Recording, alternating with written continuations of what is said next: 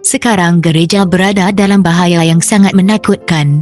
Penjara, penyiksaan, api dan pedang lebih membawa berkat dibandingkan dengan hal ini. Sebahagian orang-orang Kristian berdiri teguh, menyatakan bahawa mereka tidak mahu berkompromi. Yang lain bersetuju dalam menyerahkan atau mengubah suai sebahagian ciri-ciri iman mereka dan bersatu dengan mereka yang telah menerima sebahagian agama Kristian, mendesak bahawa ini boleh menjadi sebab mereka bertukar sepenuhnya kepada agama Kristian. Ini adalah masa yang amat sukar sekali kepada pengikut-pengikut Kristus yang setia. Di bawah jubah agama Kristian yang berpura-pura, syaitan bergerak secara halus ke dalam gereja untuk mempengaruhi iman mereka dan mengalihkan fikiran mereka dari firman kebenaran. Kebanyakan orang Kristian pada akhirnya bersetuju untuk menurunkan piawaian mereka dan satu persekutuan telah terbentuk di antara agama Kristian dan pagan. Walaupun penyembah-penyembah berhala mengaku untuk bertukar agama dan bersatu dengan gereja, mereka masih berpegang pada penyembahan berhala mereka, hanya menukarkan objek-objek penyembahan mereka kepada imej-imej Yesus dan bahkan Maria dan orang-orang kudus. Dengan itu, ragi busuk penyembahan berhala dibawa masuk ke dalam gereja, melanjutkan pekerjaannya yang menjijikkan. Doktrin-doktrin yang tidak betul, upacara-upacara karut dan majlis-majlis penyembahan berhala telah digabungkan ke dalam iman dan penyembahannya. Apabila pengikut-pengikut Kristus bersatu dengan penyembah-penyembah berhala, agama Kristian menjadi tercemar dan gereja telah kehilangan kesucian dan kuasanya. Namun, terdapat sebahagian yang tidak terpedaya oleh penipuan-penipuan ini. Mereka masih mempertahankan kesetiaan mereka kepada pencipta kebenaran dan hanya menyembah Tuhan. Terdapat dua golongan orang-orang yang akan selalu mengakui dirinya sebagai pengikut-pengikut Kristus. Sementara golongan pertama mempelajari kehidupan juru selamat dan bersungguh-sungguh memperbaiki kekurangan-kekurangan mereka dan mengikuti teladan itu. Golongan kedua menjauhi kebenaran yang mudah dan praktikal yang mendedahkan kesalahan-kesalahan mereka. Bahkan dalam keadaan yang terbaik sekalipun, gereja itu tidak dibentuk dengan kebenaran, kesucian dan keikhlasan. Juru selamat kita mengajarkan bahawa mereka yang dengan rela berkompromi diri dalam dosa tidak boleh diterima ke dalam gereja, namun dia menghubungkan orang-orang yang mempunyai sifat perwatakan yang buruk dengannya dan memberikan manfaat-manfaat mengenai ajaran-ajaran dan teladannya kepada mereka, agar mereka mempunyai satu peluang untuk melihat kesalahan-kesalahan mereka dan memperbaikinya. Dalam kalangan 12 rasul terdapat seorang pengkhianat. Yudas diterima, bukan kerana keburukan dalam sifat perwatakannya, tetapi dia diterima walaupun seperti itu. Dia dihubungkan dengan murid-murid agar melalui ajaran dan teladan Kristus, dia mempelajari apa yang membentuk sifat perwatakan Kristian dan dengan itu dibimbing untuk melihat kesalahan-kesalahannya, untuk bertaubat dan dengan bantuan rahmat ilahi, untuk menyucikan jiwanya dalam menuruti kebenaran. Tetapi Yudas tidak berjalan dalam terang yang dengan penuh rahmat diizinkan untuk bersinar ke atasnya. Dengan menurutkan diri dalam dosa, dia menjemput godaan-godaan syaitan. Sifat-sifat perwatakan jahatnya menjadi sangat dominan. Dia menyerahkan fikirannya di bawah pengawalan kuasa-kuasa kegelapan. Dia menjadi marah apabila kesalahan-kesalahannya ditegur dan dengan itu dia telah dibimbing untuk melakukan jenayah yang ngeri dengan mengkhianati gurunya. Demikianlah semua yang sukakan kejahatan tetapi di bawah pengakuan dalam kesucian, membenci orang-orang yang mengganggu ketenangan mereka dengan mengutuk pelakuan dosa mereka.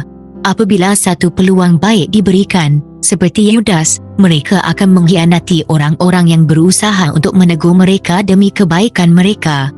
Para rasul menemui anggota-anggota di dalam gereja yang mengaku kesucian, sementara mereka sukakan kejahatan secara sembunyi-sembunyi.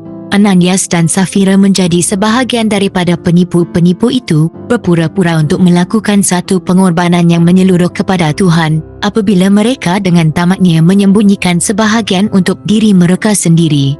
Roh kebenaran mendedahkan kepada para rasul sifat perwatakan yang sebenar bagi mereka yang berpura-pura ini, dan pengadilan Tuhan menyingkirkan gereja busuk ini yang mencemarkan kesuciannya.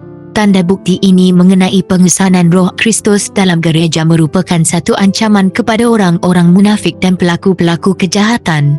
Mereka tidak dapat bertahan lama dalam perhubungan dengan orang-orang yang sentiasa menjadi wakil-wakil Kristus dalam tabiat dan pelakuan. dan sementara pelbagai ujian dan penganiayaan dilakukan ke atas pengikut-pengikutnya, hanya mereka yang rela meninggalkan semuanya demi kebenaran sahaja yang ingin menjadi murid-muridnya.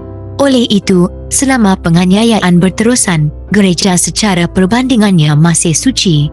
Tetapi apabila ia berhenti, orang-orang yang tidak begitu bersungguh-sungguh dan setia yang bertukar kepada agama Kristian semakin bertambah, dan terbukalah jalan kepada syaitan untuk memijakkan kakinya di dalam gereja. Tetapi tidak ada kesatuan di antara putera terang dan putera kegelapan, dan tidak akan ada kesatuan di antara pengikut-pengikut mereka. Apabila orang-orang Kristian mempersetujui untuk bersatu dengan mereka yang hanya separuh bertaubat daripada paganisme, mereka memasuki satu jalan yang membimbing mereka semakin jauh dan jauh daripada kebenaran. Syaitan bergembira apabila dia telah berjaya menipu begitu ramai pengikut Kristus. Dia kemudian membawa kuasanya untuk berusaha lebih bersungguh-sungguh atas hal ini dan memberikan inspirasi kepada mereka untuk menganiaya mereka yang tetap setia kepada Tuhan. Tidak ada orang yang benar-benar memahami bagaimana untuk menentang iman Kristian yang benar seperti mana mereka yang suatu ketika dahulu pernah menjadi pembela-pembelanya, dan orang-orang Kristian yang murtad ini bersatu dengan sahabat-sahabat mereka yang setengah pagan, melakukan peperangan mereka untuk menentang ciri-ciri yang paling penting dalam doktrin-doktrin Kristus. Ia memerlukan satu perjuangan yang nekat bagi mereka yang mahu setia untuk berdiri teguh menentang penipuan-penipuan dan kekejian-kekejian yang menyamar dalam jubah imam dan diperkenalkan ke dalam gereja. Alkitab tidak lagi diterima sebagai ukuran iman. Doktrin kebebasan beragama diistilahkan sebagai ajaran sesat dan mereka yang menegakkannya dibenci dan diharamkan. Setelah satu konflik yang panjang dan sukar, orang-orang setia yang sedikit jumlahnya memutuskan untuk membubarkan semua persatuan dengan gereja murtad jika gereja itu masih menolak untuk membebaskan dirinya daripada kepalsuan dan penyembahan berhala. Mereka melihat bahawa pemisahan adalah satu keperluan yang wajib jika mereka mahu menuruti firman Tuhan. Mereka tidak berani bertoleransi dengan kesalahan-kesalahan yang membawa maut kepada jiwa-jiwa mereka sendiri dan menunjukkan satu teladan yang akan membahayakan iman anak-anak dan cucu-cucu mereka. Untuk menjamin kedamaian dan kesatuan, mereka bersedia untuk melakukan apa-apa pelarasan yang sesuai dengan kesetiaan kepada Tuhan, tetapi mereka merasakan bahawa bahkan damai menjadi terlalu mahal untuk dibeli apabila mengorbankan prinsip. Jika kesatuan dapat dijamin hanya dengan mengkompromikan kebenaran dan kebaikan, maka biarlah terdapat perbezaan dan bahkan peperangan. Alangkah baiknya untuk gereja dan dunia jika prinsip-prinsip yang menggerakkan jiwa-jiwa yang teguh dalam iman dapat dibangunkan semula dalam hati orang-orang yang mengaku sebagai umat Tuhan. Terdapat satu sikap acuh tak acuh yang membahayakan dalam mempertimbangkan doktrin-doktrin yang mana adalah tiang bagi iman Kristian. Terdapat pendapat yang semakin mendapat tempat bahawa doktrin-doktrin itu akhirnya bukanlah yang amat penting sekali. Kemerosotan ini menguatkan tangan ejen-ejen syaitan agar teori-teori palsu dan penipuan-penipuan yang membawa maut yang mana umat-umat setia pada zaman-zaman dahulu membahayakan nyawa mereka untuk menentang dan mendedahkannya, sekarang disukai ramai oleh ribuan orang yang mengaku sebagai pengikut-pengikut Kristus. Orang-orang Kristian yang terdahulu sememangnya adalah umat-umat yang istimewa. Tingkah laku mereka yang tidak bercela dan iman mereka yang tidak goyah adalah satu teguran yang berterusan yang mengganggu kedamaian orang-orang berdosa. Walaupun jumlah mereka sedikit, tanpa harta, kedudukan, atau gelaran-gelaran terhormat, mereka merupakan satu ancaman kepada pelaku-pelaku kejahatan di mana sahaja sifat-sifat perwatakan dan doktrin-doktrin mereka diketahui.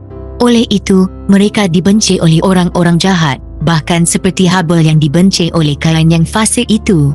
Dengan alasan yang sama Kain membunuh Habel, demikianlah juga mereka yang cuba untuk menyingkirkan pengawalan roh suci dengan membunuh umat-umat Tuhan. Ia adalah disebabkan oleh alasan yang sama orang-orang Yahudi menolak dan menyalibkan juru selamat kerana kesucian dan kekudusan sifat perwatakannya adalah satu teguran yang berterusan kepada sifat mementingkan diri dan korupsi mereka. Sejak zaman Kristus sehingga sekarang, murid-muridnya yang setia telah membangkitkan kebencian dan penentangan kepada mereka yang mencintai dan mengikuti jalan-jalan dosa.